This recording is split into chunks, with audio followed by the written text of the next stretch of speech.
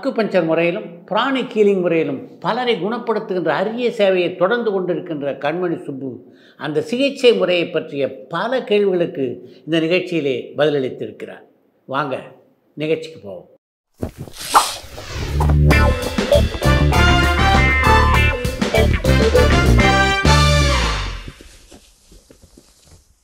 ஒரு நல்ல காமெடியான இன்சிடெண்ட் வேறு அது. என்கிட்ட ட்ரீட்மெண்ட்டுக்கு நிறைய பேர் வந்துட்டு இருந்தாங்க. அந்த மாதிரி ஒரு லேடி வந்தாங்க. அவங்க என்ன பண்ணாங்க, அவங்க பையன் லவ் மேரேஜ் பண்ணிட்டாரு. இப்போது நீங்கள் சிகிச்சை கொடுத்துக்கிட்டு இருக்கீங்களா? கொடுத்துக்கிட்டு இருக்கேன். இப்போ முந்தா நாள் ஒருத்தர் நான் பிராணிக் ஹீலிங் வேறு பண்ணுறேன். ஸோ வீட்டிலேருந்தே பாரதி ராஜா சார்ட்ட ஒரு அசிஸ்டன்ட் ஒருத்தர் எல்லா நோய்களையும் தீர்க்க முடியுமா? அந்த எல்லாமே அப்படி கேன்சர் உள்பட. கேன்சருக்குன்னு ஒரு இது இருக்குது சார். அதாவது இவ்வளோ சிறப்பான மருத்துவ குணங்கள் இருக்க இந்த மருத்துவ முறைக்கு ஏன் அரசாங்கம் உரிய அங்கீகாரம் தரல? இல்லை சார், என்னென்னா pranic healing is internationally acclaimed. But அக்குபஞ்சருக்கு பெரிய அங்கீகாரம் இங்கே இன்னும் தரல. இல்லை பேன் பண்ணாங்க.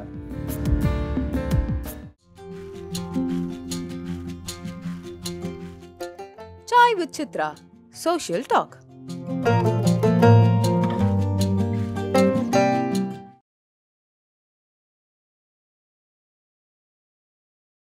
அக்குபஞ்சர் பிராணிக் ஹீலிங்லாம் படிக்கணுன்ற எண்ணம் எங்கே உங்களுக்கு ஆரம்பமாச்சு? நான் முதல்ல படித்தது பிராணிக் ஹீலிங் தான்.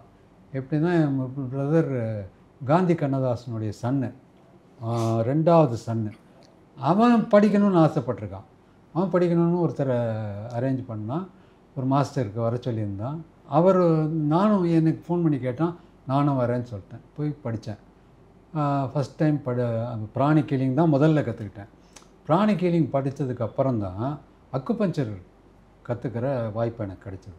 அக்குபஞ்சர் சித்தாந்தம் முதல்ல படித்தேன். அதுக்கப்புறம் ட்ரீட்மெண்ட்லாம் பண்ண ஆரம்பிச்சேன். ஸோ இது பிராணிக் ஹீலிங் ஃபஸ்ட்டு. இப்போவும் பேஷண்ட்ஸை நான் ஸ்கேன் பண்ணும்போது அந்த மெத்தட் யூஸ் பண்ணி பார்த்துட்டு அக்குப்ரெஷரில் டிஸ்டன்ட் ஹீலிங் பண்ணுறேன். அது நம்மளாக டெவலப் பண்ணிக்கிறது தானே. ஸோ ஒரு சக்கராஸை கரெக்ட் பண்ணுறது பிராணிக் ஹீலிங்கில் இருக்குது. ஆனால் அக்குபஞ்சர் பாயிண்ட்டை நீடில் போடணும். நான் சொன்ன 4 முறைகள் இருக்குல்ல, இந்த மாதிரி ஹெர்பல் மெடிசன் கொடுக்கணும். எதுவும் இல்லாமல் இங்கேருந்தே அந்த அக்குப்ரெஷர் பாயிண்ட்டை தீண்டுற முறைன்னு ஒன்று இருக்குது. நானே உருவாக்கிக்கிட்டது. அது நீங்கள் ரெண்டையும் மிக்ஸ் பண்ணிட்டீங்க, பிராணிக் ஹீலிங்கும் அக்குபஞ்சரையும். அதனால் என்னால் ஹீலிங் பண்ண முடியுது. இன்னொன்று உடனே அது என்ன காரணத்தினால அவங்களுக்கு பிரச்சனை வந்ததுங்கிறத துல்லியமாக சொல்ல முடியும். எதனால் அந்த பிரச்சனை வந்ததுங்கிறதையும் சொல்ல முடியும். நான் மரபு வழி சீன மருத்துவம் படித்தேன் sir. TCM, traditional Chinese medicine. என்னை இன்ஸ்பயர் பண்ணது சேதமாதவன் சார். ஒரு புக்கு ஒன்று கொடுத்தாரு. எப்போ எனக்கு கழுத்து வலி இருந்தது, நானே சிகிச்சை பண்ணிக்க வேண்டிய நெருக்கடி வந்தபோது அந்த புக்கை யூஸ் பண்ணேன். அதில் சொல்லி இந்த மாதிரி செஞ்சேன். அதுக்கப்புறம் ஃபார் ஃபர்தர் ரீடிங்னு உள்ளே போட்டிருப்பாங்க. அந்த மாதிரி தெரிஞ்ச புக்கெல்லாம் டைட்டில்லாம் நோட் பண்ணிவிட்டு போய் ஹிகின் பாத்தம்ஸில் கிடச்சது, அதெல்லாம் வாங்கினேன். அப்புறம் ரமணியன் சார்னு ஒரு ரைட்டர் சார் இருந்தார். அவர் சன்னு பஃபல்லோங்கிற ஊரில் இருந்தார். இந்த புக்கு ரொம்ப பாப்புலர் ஆத்தர்ஸ், அதாவது வெஸ்டர்ன் கண்ட்ரீஸில் அக்குபஞ்சரை பாப்புலரைஸ் பண்ணவங்க. சித்தாந்தத்தில் மிகப்பெரிய அவங்க தான் அத்தாரிட்டி. அவங்க 3 பேருடைய புக்கு எனக்கு கிடைச்சது. அது படிச்சுக்கிட்டே இருப்பேன். எனக்கு பொழுது கிடைக்கும் போதெல்லாம் படிச்சுக்கிட்டே இருந்தேன். அப்படி படித்தது நான் அதில் ஊறி போனதுனால நம்ம விகடனுக்கு ஒரு தெலுங்கு சீரியல் பண்ணிகிட்டு இருந்தார் ராஜா சார். ராஜா சார் செகண்ட் டைரக்டர். ஆக்சுவலாக அது முன்னாடி இருந்த டைரக்டரை அவங்க சரியாக வரல. அவங்க பண்ணுற முதல் தெலுங்கு சீரியல் விகடன் பண்ணுறது பிரச்சனை அவங்களுக்கு. அது எப்படியாவது ஓடி ஆகும், அதை சக்ஸஸ் ஆகி காட்டணும் அப்படிங்கிறதுனால என்ன பண்ணாங்க, ராஜா சாரை கூப்பிட்ருக்காங்க. ராஜா சாரும் போயிட்டு பார்த்துட்டு கதையெல்லாம் கேட்டு, கேமராமேன் சாரும் 7 சேனலில் இருந்ததுனால எங்களுக்கு ரொம்ப பழக்கம். ஸோ அவர் உடனே ஒத்துக்கிட்டார். நான் ஒரே ஒரு கண்டிஷன் சொன்னார். சார், கண்மணி சுப்பு சார் எழுதினார்னா நான் அக்செப்ட் பண்ணிக்கிறேன்.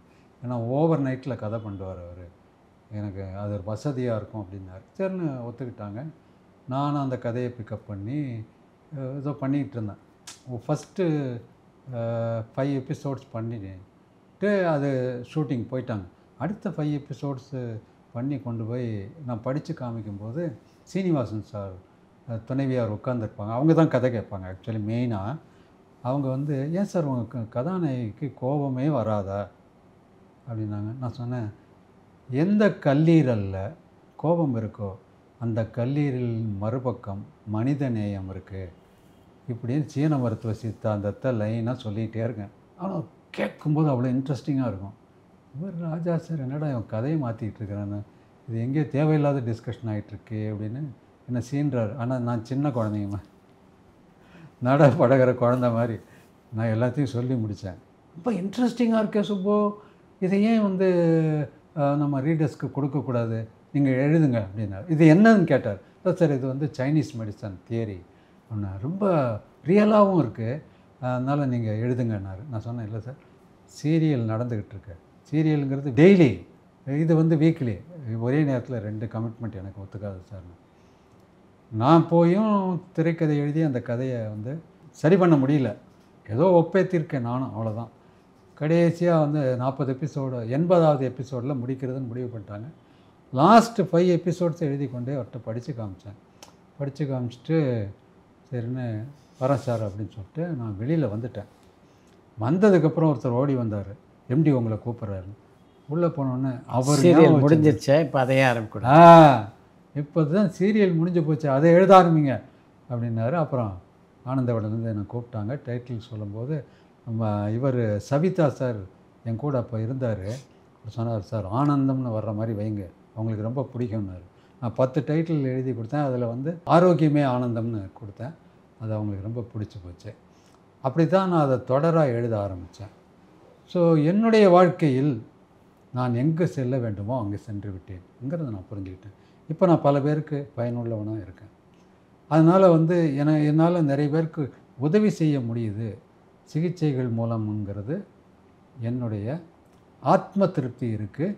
இங்கே தான் நான் வரவேண்டி இருந்ததுங்கிறதையும் நான் புரிஞ்சுக்கிட்டேன். ஏன்னா அந்த சைனீஸ் மெடிசன் சித்தாந்தத்தை கிரகிக்கிறதுக்கே அவ்வளோ நேரம் ஆகும் சார். ஆனால் அவ்வளோ ஈஸியாக இருந்தது எனக்கு.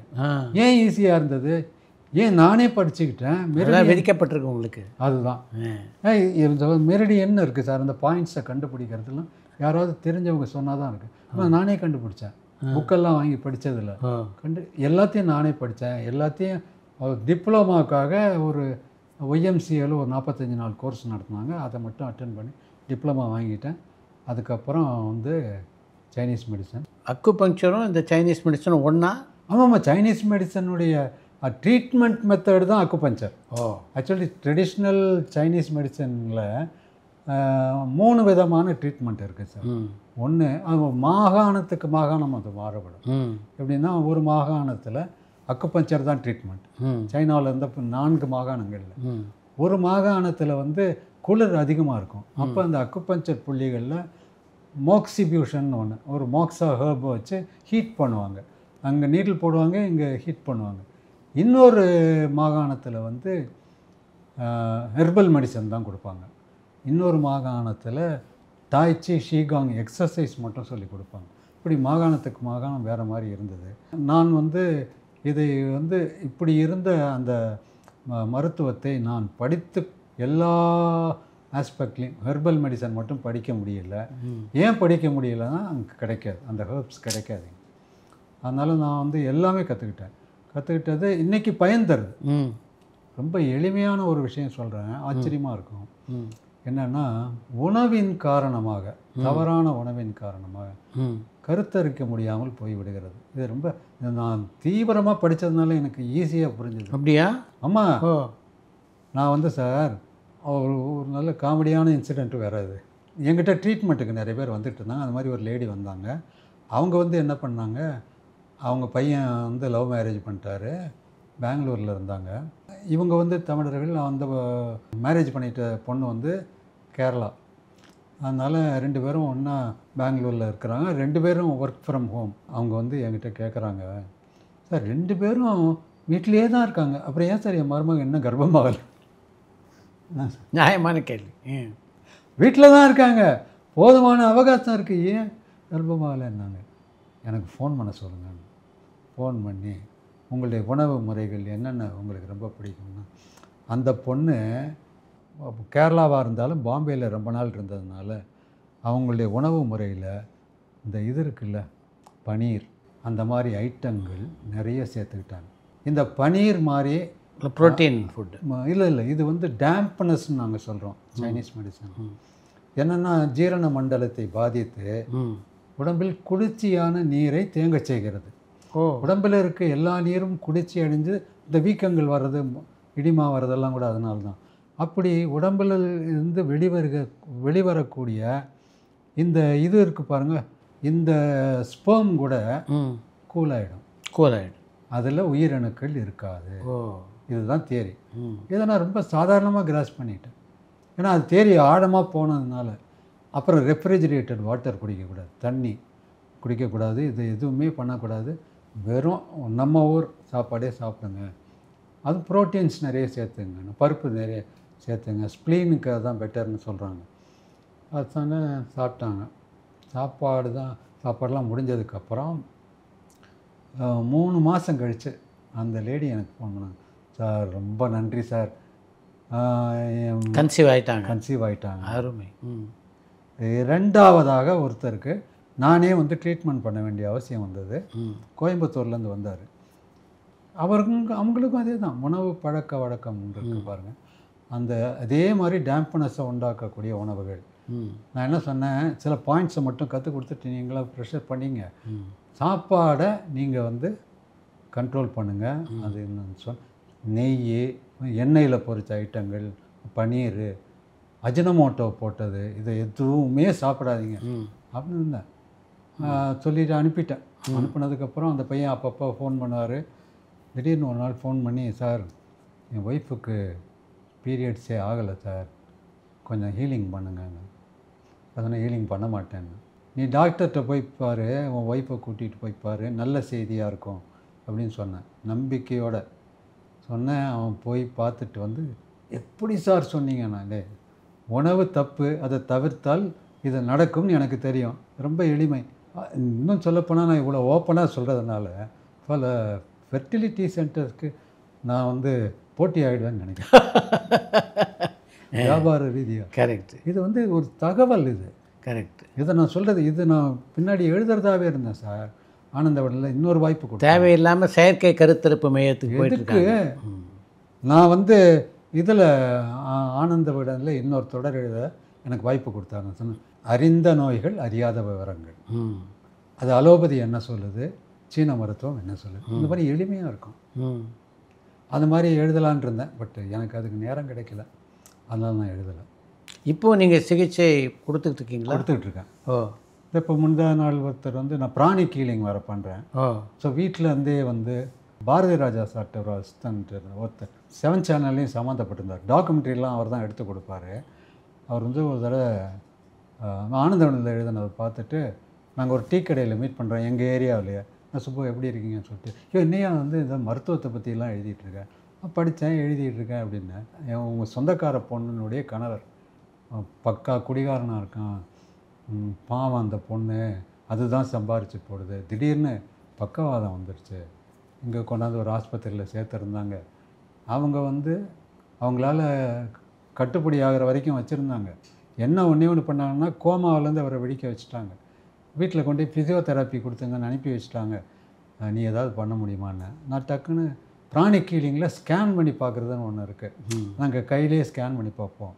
ஏன்னா லெஃப்ட் சைடு ஸ்ட்ரோக்கா அப்படின்னா, இப்படியா இங்கேருந்தே சொல்கிறேன், இதெல்லாம் படித்த கலைங்க அப்படின்னு. அதுக்கப்புறம் நீ ட்ரீட்மெண்ட் பண்ணுறியான்னு கேட்டார். நான் ஒத்துக்கிட்டேன். ஆனால் பேஷண்ட் எங்கேயோ இருக்கிறார், நான் எங்கேயோ இருக்கேன். நான் ட்ரீட்மெண்ட் பண்ணுறதை நீங்கள் நம்பணும். முதல் நாள் நீங்கள் வந்து உட்காருங்க, உங்களுக்கு முன்னாடி பண்ண அந்த செய்கைகள்லாம் உங்களுக்கு புரியாது, ஆனால் நான் பண்ணுறேங்கிறத நீங்கள் புரிஞ்சுக்கங்க அப்படின்னு சொல்லிட்டு பேமெண்ட்லாம் பேசிட்டு பண்ணேன். 2வது சிட்டிங்க்கு அப்புறம் அந்த லேடிக்கு நம்பிக்கையே இல்லை, இதெல்லாம் நடக்கும்னு அவங்க நினைக்கல.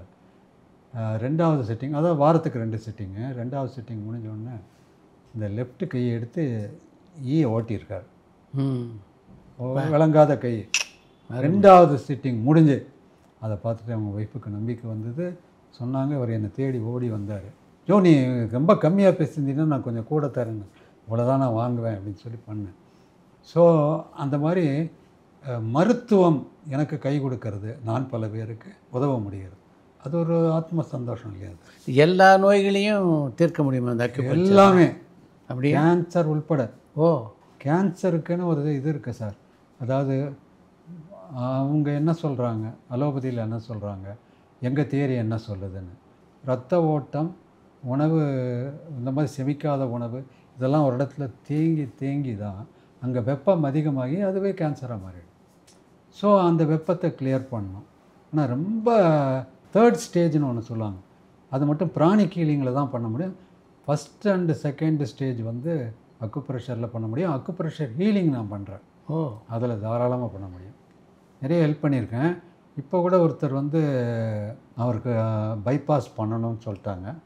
நான் சொன்னேன்ல, வந்து 2வது தம்பதி கோயம்புத்தூரில், அந்த அவருடைய மாமனாருக்கு பைபாஸ் பண்ணணுன்னாங்க. நான் பார்த்து சொன்ன, உணவு கட்டுப்பாடாக இருந்தால் சில விஷயங்கள் நான் கூட ஹெல்ப் பண்ண முடியும்னு. இல்லை சார், அவங்கெல்லாம் பயப்படுறாங்க. இது பயப்படுறாங்கன்னதுக்கப்புறம் நான் ஒன்றும் சொல்ல. அப்புறம் அவங்க போனாங்க, போய் அட்மிட் பண்ணாங்க. அட்மிட் பண்ணதுக்கு பின்னாடி நான் சொன்னேன், என்கிட்ட என்னால் ஒரு விதத்தில் உதவி பண்ண முடியும். இந்த சர்ஜரியை வித்ஸ்டாண்ட் பண்ணுற ஸ்ட்ரென்த்தை பிராணிக் ஹீலிங் மூலமாக before surgery, during surgery, after சர்ஜரின்னு 3 ட்ரீட்மெண்ட் இருக்குது. நான் பண்ணுறேன், நான் ஹெல்ப் பண்ணுறேன்னு சொல்லிட்டு அதை பண்ணேன் சார். பண்ணி முடிச்சுட்டு பிஃபோர் சர்ஜரி எப்படி ஸ்ட்ரென்தன் பண்ணுவோம் அதை பண்ணிட்டேன். அதை நான் அடிக்கடி ஸ்கேன் பண்ணி பார்த்துக்குவேன். டியூரிங் சர்ஜரி என்னென்னா, பண்ணிகிட்டே இருக்கும்போது சர்ஜரி நடக்குதா முடிஞ்சிச்சான்னு எங்களுக்கே தெரியும். அப்படியா? ஆமாம், அது முடிய போகுதுங்கிறது. ஆனால் அன்னைக்கு வந்து எனக்கு அந்த ஹிண்டே கிடைக்கல வேறுன்ட்டு. ஆனால் நான் செய்ய வேண்டியதை செஞ்சுட்டேன். Healing during surgery. எப்படி உங்களுக்கு தெரியும்? டெலிபதி மாதிரி? அது டெலிபதி மாதிரி இல்லை, மூமெண்ட்ஸ் தெரியும், எனர்ஜி மூமெண்ட்ஸ். இல்லை இப்போ வந்து ஓப்பன் ஹார்ட் பண்ணியிருக்காங்கன்னா அந்த இடத்துல எனர்ஜி இருக்காது, ஏன்னா அந்த இடத்துல வந்து ஆர்கன் இல்லை இப்போ. ஸோ அப்போ அங்கே ஆர்கனை வச்சு தச்சுட்டாங்கன்னா அங்கே எனர்ஜி வந்துடும். ஸோ இந்த மாதிரி அது போகிற நான் வந்து என்ன பண்ணேன், ட்ரீட்மெண்ட் முடிஞ்ச உடனே ஒரு சர்ஜரி ஒன்று, ஒரு ட்ரீட்மெண்ட் இருக்குது. அந்த சர்ஜரி முடிஞ்ச உடனே அதை நான் பண்ணேன். பண்ணி முடித்தா அதில் வந்து உடம்புல ஏற்படுற அந்த அலுப்பு, ஏன்னா ஒரு பேஷண்ட்டை வந்து ஐசியூ இதில் வச்சுருப்பாங்க. அவங்க எங்கேயோ இருந்தால் கூட அதை பண்ண முடியுமா? ஆமாம், அதுதான் மெயின். இதில் ஓ, அமெரிக்காவில் இருந்தால் கூட பண்ணலாம் சார். எல்லைகளை கடந்து பிராணிக் ஹீலிங்குடைய மகிமை அது. ஓ, அதில் வந்து நான் வந்து என்ன பண்ணேன், இந்த ஆஃப்டர் சர்ஜரிங்கிறது தான் எங்கள் இதில் ரொம்ப யூஸ்ஃபுல்லான விஷயம். பேஷண்ட்டை மேன் ஹேண்டில் பண்ணுறாங்க. இங்கேருந்து தூக்கி அதில் வைப்பாங்க, அங்கேருந்து தூக்கி அங்கே கொண்டு வைப்பாங்க. இப்போ சக்கராஸ் எல்லாம் கன்ஜஸ்டட் ஆகிடும். ஸோ அந்த சர்ஜரிக்கு அப்புறம் அவங்க வந்து குணமாகிறதுக்கு கொஞ்சம் நாள் ஆகும். இதை நாங்கள் ஹீலிங் பண்ணோன்னு வச்சுங்களேன், இந்த கன்ஜஷன்லாம் போக்கிடுவோம். வேகமாக ரத்தம் பாயும், எனர்ஜி ஓடும், குணமாகிற காலம் குறையும். அவர் வந்து நினச்சி என்கிட்ட, சார் நம்பவே முடியல சார், நேற்று நைட்டு கொண்டாந்து போட்டாங்க, இன்றைக்கி 11 மணிக்கு காலையில் எந்திரிச்சு உட்காந்துருக்காரு சார்னாரு. நான் சொன்னேன், இந்த மாதிரி நான் ஒருத்தன் ஹீலிங் பண்ணுறேன், நாங்கள் டாக்டர்கிட்ட சொல்லிடாத, சொல்லக்கூடாது, டாக்டருக்கு நம்ம நல்லது செய்கிறோம், அவ்வளோதான். அது ஹெல்ப் பண்ணுச்சு. அவராக மிரண்டு போயிட்டார். என்ன சார், ஏன் மருத்துவருக்கு சொல்லக்கூடாதுன்னு சொன்னீங்க? அது சொல்லக்கூடாது சார், டாக்டர்ஸ்க்கு அந்த இன்ஃபர்மேஷன் போகக்கூடாது. நம்ம வந்து சார் ஒன்றும் நம்ம தப்பு பண்ணல, மெடிசன் எடுத்துக்கிட்டு இருந்தாங்கன்னு வச்சுங்களேன், அப்போ நான் ஹீலிங் பண்ண முடியாது. ஏன்னா அது இன்டரப்ட் பண்ணிட்டு, எல்லாம் எனர்ஜி தானே, அது இன்டரப்ட் பண்ணிக்கிட்டே இருக்கும். எதுவும் இல்லாதப்போ ஒருத்தர் வந்து ஐசியூவில் இருக்கிறாரு, தாராளமாக எனர்ஜி வேலை செய்யும். இவ்வளோ சிறப்பான மருத்துவ குணங்கள் இருக்க இந்த மருத்துவ முறைக்கு ஏன் அரசாங்கம் வந்து உரிய அங்கீகாரம் தரல? இல்லை சார், என்னென்னா pranic healing is internationally acclaimed. But அக்குபஞ்சருக்கு பெரிய அங்கீகாரம் இங்கே இன்னும் தரல. இல்லை தரல, பேன் பண்ணாங்க நடுவில். என்னன்னா இங்கே வந்து ஷார்ட் டேர்ம் கோர்ஸ் தான் சார் படிக்கிறாங்க எல்லோரும். வந்து 1 இயர் கோர்ஸு, இது கிராஜுவேஷன் கோர்ஸ் எதுவுமே கிடையாது, சும்மா டிப்ளமா கோர்ஸ் தான். இந்த 1 இயர் கோர்ஸை படிச்சுட்டு வந்து ஒருத்தர் அக்குபஞ்சர், அதில் நிறைய பேர் பிளண்டர் பண்ணிட்டாங்க. மாத்திரையை நிறுத்துங்க, இனிமேல் நான் தான் உங்களுக்கு ஹீலர் அப்படின்னு சொல்லி 2 பேர் இறந்து போயிட்டாங்க. இதெல்லாம் தப்பு இல்லை. அதனால் வந்து அவங்க வந்து அக்குபஞ்சரை பேன் பண்ணிட்டாங்க. நீங்கள் உங்களுடைய முறை என்ன, அலோபதி மாத்திரையும் எடுத்துக்கணும், அக்குபஞ்சரும் பண்ணணுமா? நான் வந்து கரெக்டாக ஒரு விஷயம் சொல்லுவேன். டயபெட்டிஸ் கிட்டத்தட்ட என்ன ஸ்பெஷலிஸ்ட்டுன்னே சொல்லுவாங்க. டயபெட்டிஸில் என்ன சொல்லுவேன்னா, நீங்கள் மாத்திரை எடுத்துங்க, நான் வந்து தப்பாக சொல்ல மாட்டேன். நான் ஹீலிங் பண்ணிகிட்டே இருப்பேன். ஓவர் கரெக்ஷன் ஒரு இது வரும். ஒரே வேலையை 2 பேர் செய்கிறாங்க. எப்படின்னா மருந்து வந்து இதை குறைக்குது, சுகர் லெவலை குறைக்குது. ஹீலிங்கும் சுகர் லெவலை குறைக்குது. என்ன நடக்கும்? லோ சுகர் வந்து ஆமாம். என்னைக்கு அப்படி வருதோ அன்னைக்கு மாத்திரையை நிறுத்திடுங்க அப்படின்னு சொல்லுவேன். யாரையும் உடனே நிறுத்த சொல்ல மாட்டேன். ஹைப்போகிளிசிமியா ஓவர் கரெக்ஷன்னு பேர் அதுக்கு. 2 பேர் ஒரே வேலையை செய்கிறோம். கரெக்ட். அதனால் வந்து நிறுத்திடுங்கன்னு எப்போவுமே முதல்ல சொல்ல மாட்டேன் சார். அப்புறம் தான் வந்து அதுதான் வந்து கான்ஃபிடென்ஸ் அவங்களுக்கு கொடுக்குது. நிறைய அந்த மாதிரி பண்ணியிருக்கேன். எல்லா நோய்களையும் தீர்க்க முடியுமா அதில்? நல்லா சார். மூட்டு வலி ஏன்னா நான் வந்து இப்போ டிசிஎம் முதல்ல படித்ததோடு நிறுத்தலை. அதான் அவங்கெல்லாம் மாஸ்டர்ஸ். அவங்கக்கிட்டேருந்து கற்றுக்கிட்டது அடிப்படையான நோய்கள். அப்புறம் வந்து இந்த வலி நீக்கு முறைகள்லாம் வந்து இன்னும் சில மாஸ்டர்ஸ், வெஸ்டர்ன் மாஸ்டர்ஸ், அவங்க சில மெத்தட்ஸ் எல்லாம் கண்டுபிடிச்சாங்க. அந்த மெத்தட்ஸ் எல்லாம் படித்து அது வந்து டிஸ்டன்ட் ஹீலிங்கில் பண்ணும்போது ப்ரானிக் ஹீலிங்கை கம்பைன் பண்ணி பண்ணுவாங்க. ஸோ பெயின் ரிலீஃபுங்கிறது ஒரு ஆர்டினரி மேட்டர் ஆகிப்போச்சு. ரொம்ப நன்றி. சரி, ரொம்ப நன்றி.